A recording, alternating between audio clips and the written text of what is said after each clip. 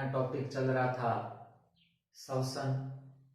श्वसन में हमने ग्लाइकोलाइसिस पढ़ लिया, लिंक रिएक्शन पढ़ ली, क्रेब्स चक्र पढ़ लिया, इलेक्ट्रॉन ट्रांसपोर्ट सिस्टम पढ़ लिया और फर्मेंटेशन पढ़ लिया। अब आज हम पढ़ने जा रहे हैं एक इम्पोर्टेंट टॉपिक है, बहुत ही इजी टॉपिक है, लेकिन पूरा कंसेप्ट बेस पे है, ध्यान से समझना है। टॉपिक का नाम है श्वसन गुणांक, रेस्पिरेटरी कोशेंट। तो श्वसन गुणांक को कैसे परिभाषित करेंगे, कैसे निकालेंगे, श्वसन गुणांक की हमें जरूरत क्यों पड़ती है?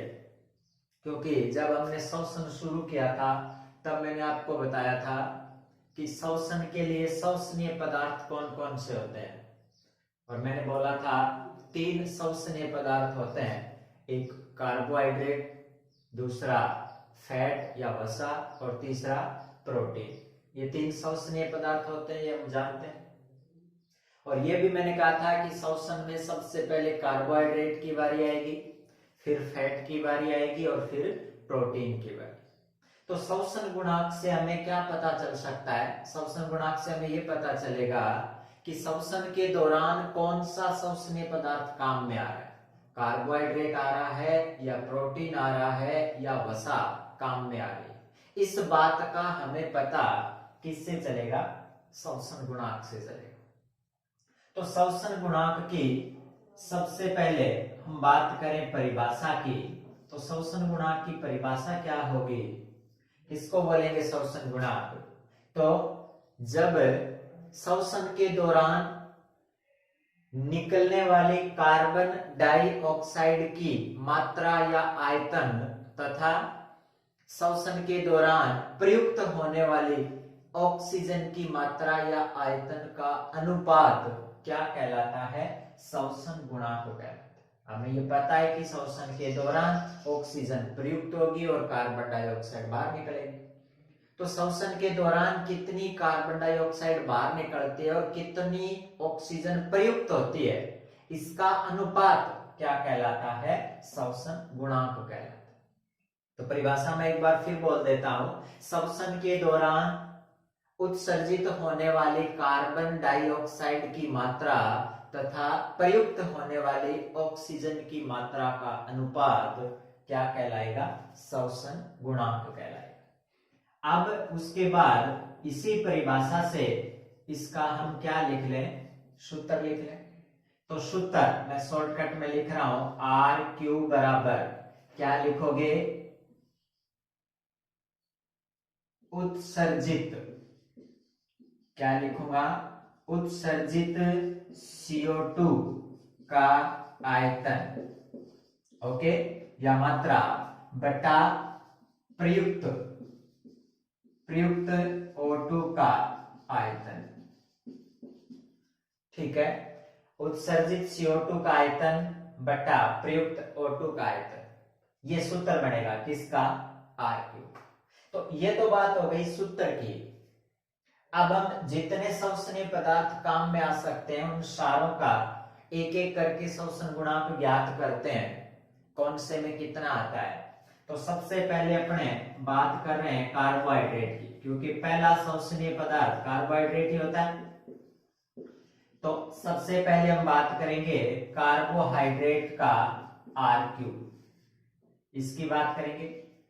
या तो हम ऐसे बोल दें कि कार्बोहाइड्रेट का RQ, या इसी चीज को हम ऐसे भी बोल सकते हैं, ये बात आपको समझनी है, वायवीय श्वसन।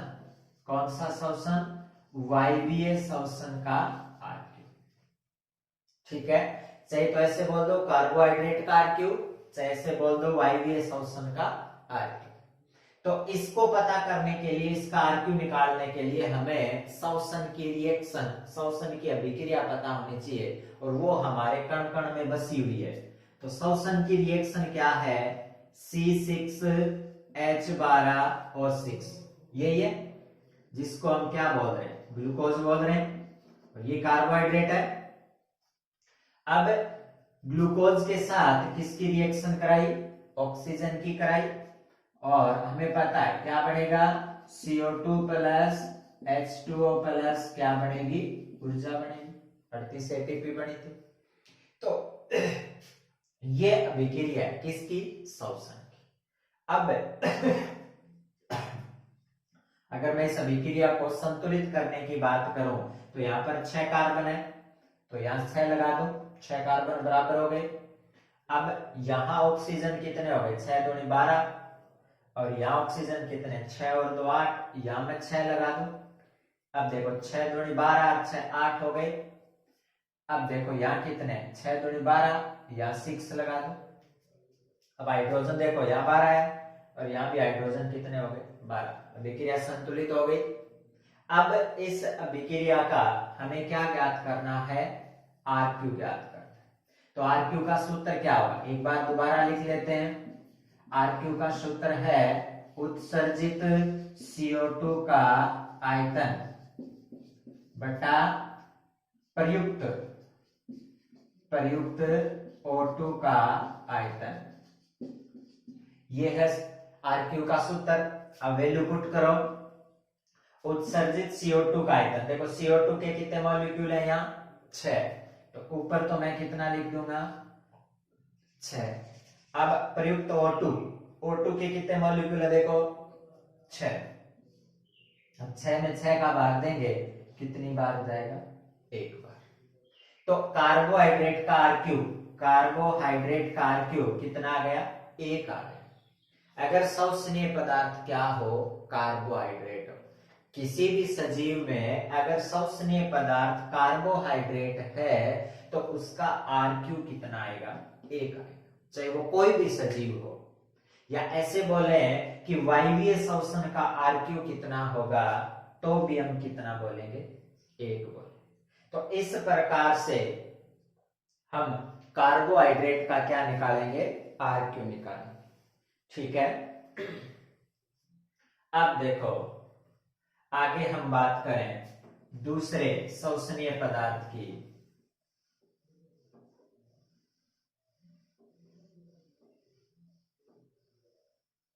दूसरा श्वसनीय पदार्थ ले लेते हैं। दूसरा क्या ले लें, कार्बोहाइड्रेट के बाद किसकी बारी आती है, वसा की आती है। तो मैं लिख देता हूं वसा का RQ। ठीक है। तो वसा के RQ में हम कोई अभिक्रिया लिखेंगे, तो अभिक्रिया में कोई वसा का उदाहरण लेते हैं। तो एक वसा ले रहा हूं, एक फेट का उदाहरण ले रहा हूं, और मैं सूत्र लिख रहा हूं उसका C51H98। वसा का सूत्र है, ध्यान रखना, एक एग्जांपल याद करना है। C51H98O6 ये एक वसा का उदाहरण है। ठीक है।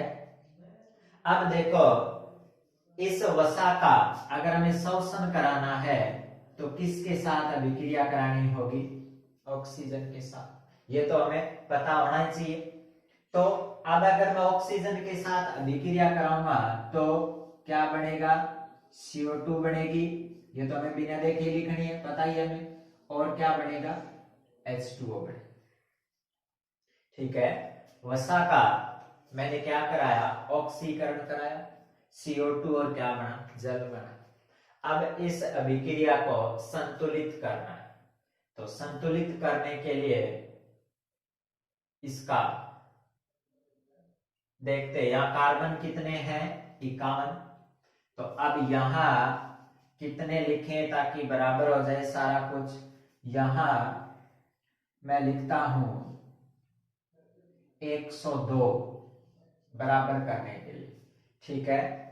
और यहां मैं लिख देता हूं 98। आप अपनी कॉपी में अलग से बराबर करके संतुलित करके देख लेना। और यहाँ ऑक्सीजन के अणु में कितने लिख दो, 145। तो ये अभिक्रिया संतुलित हो गई।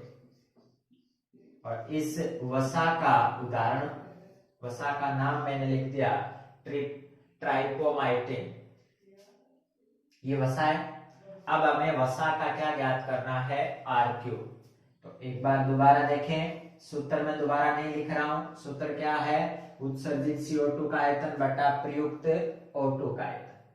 तो देखें CO2 कितनी है 102 सूत्र में दिख रहा है, बटा ऑक्सीजन कितनी है 145। अब आप यहाँ क्या देख रहे हो, आपको क्या दिख रहा है सूत्र में या विक्रिया में क्या दिख रहा है, क्या जितना आपने ऑक्सीजन के अणु लिए क्या उतने ही कार्बन डाइऑक्साइड के अणु बढ़ रहे हैं? नहीं। तो कम ज्यादा किसके हैं, कार्बन डाइऑक्साइड की मात्रा कम बढ़ रही है, ऑक्सीजन की मात्रा ज्यादा कम आ रही है। अरे दिख रहा है CO2 कम बढ़ रहे हैं, कार्बन डाइऑक्साइड की मात्रा ज्यादा कम आ रही है। ऐसा क्यों हो रहा है, क्योंकि वसा में कार्बन की मात्रा ऑक्सीजन की मात्रा से बहुत ज्यादा होती है। देखो ऑक्सीजन के तो 6 अणु है, 6 परमाणु है यहाँ, और कार्बन के कितने परमाणु, इक्यावन। तो कार्बन की मात्रा ऑक्सीजन से बहुत ज्यादा होती है, किसमें, वसा में। तो इसलिए इसको तोड़ने के लिए, रेस्पायर करने के लिए बहुत ज्यादा ऑक्सीजन की जरूरत पड़ेगी। वसा का शोषण कराने के लिए, वसा से ऊर्जा बनाने के लिए ऑक्सीजन बहुत ज्यादा चाहिए। इसीलिए तो श्वसन के दौरान सबसे पहले कार्बोहाइड्रेट की बारी आती है, क्योंकि कार्बोहाइड्रेट में तो जितनी आप ऑक्सीजन लोगे उतनी CO2 बनेगी, लेकिन यहाँ तो बराबर है नहीं, क्योंकि ये ऑक्सीजन बहुत ज्यादा काम में ले रही है। क्यों, क्योंकि कार्बन बहुत ज्यादा है वसा में। तो अब अगर मैं 102 में 145 का भाग दूं तो उत्तर लगभग कितना आएगा, 0.7 आएगा। तो यहां आपको क्या पता चला कि RQ का मान 1 से कम आया है। अगर RQ का मान 1 से कम आया तो हम बोल सकते हैं शोषणीय पदार्थ क्या है, वसा है। और अगर RQ का मान 1 आए तो हम क्या बोलेंगे, शोषणीय पदार्थ कार्बोहाइड्रेट। ठीक है। अब उसके बाद तीसरा शोषणीय पदार्थ क्या लें, तीसरा शोषणीय पदार्थ क्या लेंगे, प्रोटीन लें। प्रोटीन का RQ। ओके, तो प्रोटीन का RQ लगभग किसके बराबर होता है, वसा के, यानी 1 से कम ही होता है प्रोटीन का RQ। क्यों, क्योंकि प्रोटीन में भी कार्बन ज्यादा होता है और ऑक्सीजन कम होता है। तो यहां सीधा ही लिखना है लगभग वसा के बराबर, अर्थात प्रोटीन का RQ कितना होगा, 1 से कम होगा। ठीक है, तो वसा और प्रोटीन दोनों का RQ 1 से कम होगा। तो हमने 3 शोषणीय पदार्थों के RQ ज्ञात कर लिए, कार्बोहाइड्रेट का कर लिया, वसा का कर लिया, प्रोटीन का कर लिया। कार्बोहाइड्रेट का RQ 1 आया, वसा और प्रोटीन दोनों का RQ कितना आया, 1 से कम आया।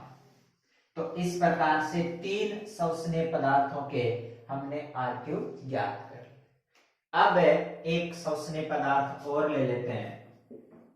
मान लो किसी पदार्थ में, किसी प्लांट में या किसी सजीव में शोषणीय पदार्थ क्या हो जाए, कार्बोक्सिलिक, कार्बोक्सिलिक अम्ल। अगर किसी सजीव में शोषणीय पदार्थ क्या हो जाए, कार्बोक्सिलिक एसिड हो जाए, तो अब हम ज्ञात करेंगे कार्बोक्सिलिक अम्ल का RQ।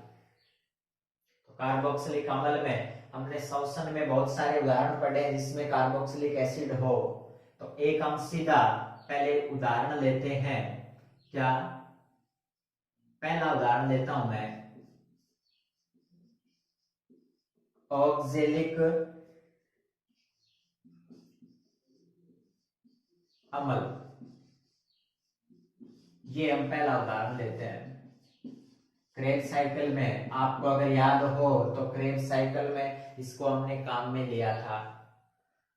तो पहला उदाहरण लिया हमने ऑक्जेलिक एसिड। अगर ऑक्जेलिक एसिड शोषणीय पदार्थ हो तो RQ कितना आएगा। तो अब हमें ऑक्जेलिक एसिड का सूत्र पता होना चाहिए। ऑक्जेलिक एसिड का सूत्र है C2 और H2O4। ये ऑक्जेलिक एसिड का सूत्र C2H2O4। ये कौन है, ऑक्जेलिक एसिड। ओके, अब हम इसका शोषण कराएं। शोषण कराना है तो हमें पता होना चाहिए किसके साथ अभिक्रिया करानी, ऑक्सीजन के साथ। और इसके साथ अब अभिक्रिया होगी तो हमें पता है क्या बनेगा, CO2 बनेगा और प्लस में क्या बनेगा, H2O बनेगा। रिएक्शन लिख दी, कोई दिक्कत नहीं है। अब इसको हम बैलेंस कर लेते हैं, बराबर कर लेते हैं, अभिक्रिया को संतुलित कर लेते हैं। यहाँ कार्बन कितने हैं, 2, तो यहाँ कार्बन बराबर कर दो, यहाँ मैं कितना लिख दूं, 2 लिख दूं। हाइड्रोजन कितने हैं, 2, इधर हाइड्रोजन 2 बराबर है, कोई दिक्कत नहीं। ऑक्सीजन इधर कितने हैं, 4 और 2 कितने हुए, 6। इधर ऑक्सीजन देखो कितने, 2 दूनी 4, तो बराबर नहीं है। बराबर नहीं है तो यहाँ मैं क्या लिख दूं, 2 लिख दूं। अब ऑक्सीजन 2 दूनी 4, 4 और 2 6 ऑक्सीजन हो गए। और यहाँ कितने ऑक्सीजन है, सॉरी, 2 दूनी 4, 4 और 2 6 ऑक्सीजन हो गए। यहाँ ऑक्सीजन कितने, 4 और 2 6, बराबर है सब कुछ। दोबारा देख लो, कार्बन कितने हैं, 2 हैं। इधर कार्बन कितने हैं, 2 हैं। हाइड्रोजन 2, अब देखो बराबर, इधर हाइड्रोजन कितने हो गए, 4 हो गए। तो अब क्या करें, हाइड्रोजन तो बराबर है नहीं, तो अब क्या करें, यहां क्या लगा दें, 2 लगा दें। अब देखो 2 दूनी 4, हाइड्रोजन तो 4 हो गए, बराबर हो गए, लेकिन कार्बन अब कितने हो गए, 4 हो गए। तो यहाँ अपने को क्या लगाना पड़ेगा, 4 लगाना पड़ेगा, कार्बन 4 बराबर करने। अब ऑक्सीजन देखो कितने, 4 दूनी 8, 8 2 10, इधर ऑक्सीजन कितने, 4 दूनी 8, 8 और 2 10, ऑक्सीजन की संख्या बराबर है। तो अब देखो, दोबारा देखें, ऑक्सीजन 4 दूनी 8, ठीक है, 8 और 2 10, और 4 दूनी 8, 8 और 2 10, ऑक्सीजन बराबर है। चलो ठीक है, तो अब देखते हैं RQ कितना आता है। RQ बराबर, और कार्बन डाइऑक्साइड देखो कितना है, 4, तो मैंने ऊपर लिखा कितना, 4। ऑक्सीजन कितने अणु हैं, 1 अणु। कार्बन डाइऑक्साइड के 4 अणु, ऑक्सीजन का 1 अणु, 4 में 1 का भाग दिया, कितना उत्तर आया, 4। तो इसका मतलब ऑक्जेलिक एसिड का RQ कितना आया, 4 आया, 1 से ज्यादा आया। अगर कार्बोक्सिलिक अम्ल शोषणीय पदार्थ है तो उसका RQ आएगा कितना, 4। या एक उदाहरण और ले लेते हैं, मैं उदाहरण ले रहा हूं मेलिक अम्ल का, यह भी अपने क्रेब्स चक्र के दौरान बना था। उदाहरण ले लेते हैं मेलिक अम्ल। अब मेलिक अम्ल का सूत्र अगर ऑक्जेलिक आता है तो अपने आप आ जाएगा, 2 2 बढ़ाते जाओ, 2 दूनी 4, C4 H4 और H4, C4 H6O5, ये सूत्र है, ठीक है। मेलिक अम्ल का ये सूत्र है, C4H6 और O5। अब क्या करें, ऑक्सीजन के साथ अभिक्रिया कराएं, शोषण करवाना है। अभिक्रिया लिखें, CO2 प्लस H2O, अभिक्रिया को संतुलित करें। चलो, कार्बन कितने हैं, 4, तो यहाँ पर हमें क्या लिखना पड़ेगा, 4। हाइड्रोजन कितने हैं, 6, इधर कितने हाइड्रोजन, 2, तो 6 कैसे करें, यहाँ कितना लिखें, 3, 3 दूनी 6, बराबर हो गए। ऑक्सीजन कितने, 5 और 2 7, इधर ऑक्सीजन कितने, 4 दूनी 8, 8 3 कितने हो गए, 11।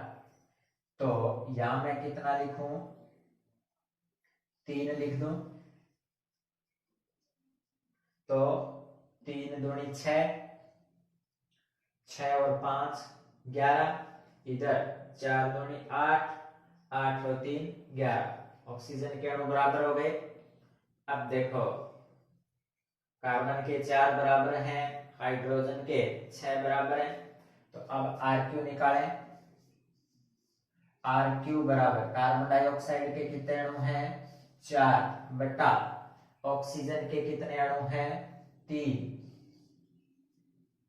ठीक है, तो 4 में 3 का भाग दोगे कितनी बार जाएगा 1 पॉइंट, और 4 में 3 का भाग देके देखें 3 दूनी 3 3 9, 3 3 आता जाएगा तो 1.33 आर क्यू आ जाएगा। किसका किसका है आर क्यू 1.33 मैलिक अम्ल। तो ये कार्बोक्सिलिक अम्ल का आर क्यू हो गया। दो उदाहरण हमने लिए, ऑक्जेलिक अम्ल और मैलिक अम्ल। ऑक्जेलिक अम्ल का सूत्र है C2H2O4, मैलिक अम्ल का है C4H6O5। अब अगला एक उदाहरण और लेते हैं।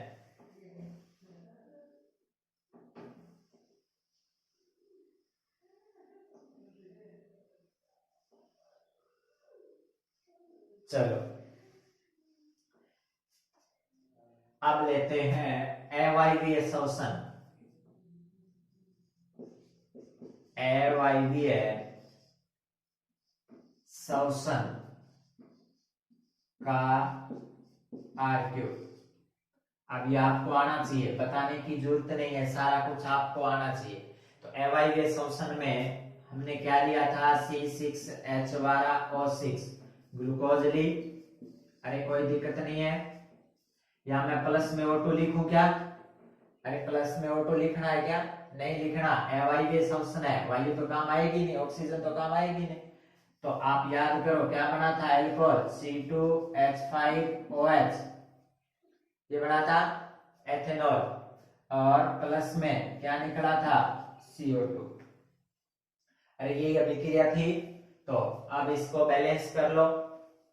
तो बैलेंस करके देखो क्या करोगे, यहाँ कार्बन 6, यहाँ 3 लगा दूं, हाइड्रोजन 12 है, तो यहाँ कितने हो जाएंगे देखो 5 3 15, 15 और 1 16, हाइड्रोजन करने 16, तो यहां 2 लगा दो। अब देखो पहले ये देखो, यहां मैंने कितना लगाया 6, ये कर दूं 2 और ये कर दूं 2, तो 2 और 2 4, 4 और 2 6, ऑक्सीजन बराबर हो गया हाइड्रोजन 12, हाइड्रोजन के 5 दूनी 10, 10 और 2 12, अभिक्रिया बराबर हो गई। अरे संतुलित हो गई, कार्बन के 6 हैं, 2 दूनी 4, 4 और 2 6 बराबर है। अब अवायवीय शोषण में आर क्यू निकालते हैं। बताओ कार्बन डाइऑक्साइड कितने अणु काम आए 2, ऑक्सीजन के कितने अणु हैं है ही नहीं, तो कितने लिखोगे 0। अब 2 में किसका भाग देना है 0 का। जब 2 में 0 का भाग दोगे तो उत्तर कितना आएगा अनंत आएगा। उत्तर कितना आएगा अनंत आएगा। ठीक है, तो ये था अवायवीय शोषण का आर क्यू। अब एक अपनी किताब में और दे रखा है सक्युलेंट प्लांट। सक्युलेंट प्लांट या मांसल पादप लिख देता हूं मैं, मांसल पादपों का आर क्यू, और इंग्लिश में बोलते हैं सक्युलेंट प्लांट। ओके, और इसका एक उदाहरण हमें याद रखना है, एक क्यों 2 ले लो चाहे। मैंने लिखा नागफनी, अरे मांसल पदार्थ है, डेजर्ट प्लांट है। और एक उदाहरण और ले लो मैं एलोवेरा, ग्वारपाठा ले लें, ये भी मांसल पदार्थ है। तो अब देखो सक्युलेंट प्लांट में और शोषण पदार्थ ग्लूकोज होगी C6H12O6। अब क्या होगा, ऑक्सीजन ले ली, वायवीय शोषण कराएं, तो यहां क्या होगा, क्या बनेगा, मैलिक अम्ल बनेगा। मैलिक अम्ल क्या है, C4H6O5। अभी हम कार्बोक्सिलिक अम्ल में मैलिक अम्ल पढ़ के आए थे, और प्लस में क्या लिखूंगा, CO2। ठीक है, अब देखो इसको बराबर करो, तो यहां में कितने लगा दो, 3, और यहां भी कितने लगाऊं, चलो CO2 निकलेगी नहीं, ये ध्यान रखना है। मांसल पादपों में कार्बन डाइऑक्साइड का उत्सर्जन नहीं होगा। क्यों नहीं होगा, इसके लिए आप एक पाठ और है अपना, उसमें पढ़ेंगे। तो अब देखो यहां इसको बराबर करेंगे, तो यहाँ 3 लिख दें। अब ऑक्सीजन के यहाँ कितने लगा दें, 3 लगा दें। तो अब RQ निकालो, RQ बराबर क्या, कार्बन डाइऑक्साइड है क्या, कार्बन डाइऑक्साइड है ही नहीं, तो कितना लिखूं, 0। ऑक्सीजन कितना है, 3। तो 0 में 3 का भाग दोगे, उत्तर कितना आएगा, 0, 0। तो मांसल पदार्थों का RQ, मांसल पदार्थों का RQ कितना होगा, 0 होगा। ठीक है, मांसल पादपों के उदाहरण में क्या याद रखोगे, नागफनी और एलोवेरा। मांसल पदार्थों में CO2 का उत्सर्जन नहीं होता। क्यों नहीं होता, वो हम आगे पढ़ेंगे।